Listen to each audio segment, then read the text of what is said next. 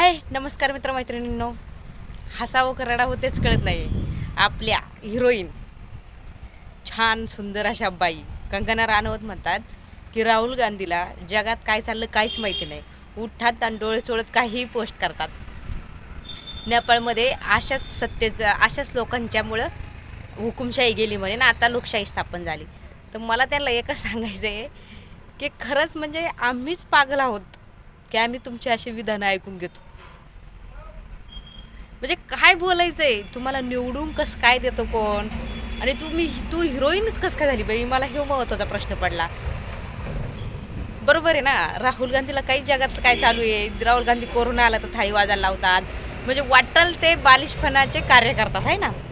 आणि तुम्ही मात्र किती हुशार आहे. तुम्ही डोळे उघडा की नेपाळमध्ये असं का झालं. ज्यावेळेस भारतात असं होईल ना, त्यावेळेस तुम्हाला दुसऱ्या देशात ते इज्जतच नाही आहे, आणि दुसरे देश तर तुम्हाला येऊ पण देणार नाही, आणि भारतात जनता तुम्हाला राहू देणार नाही. अजून पण तुमच्या आकली ठिकाणावर येत नाही आहे.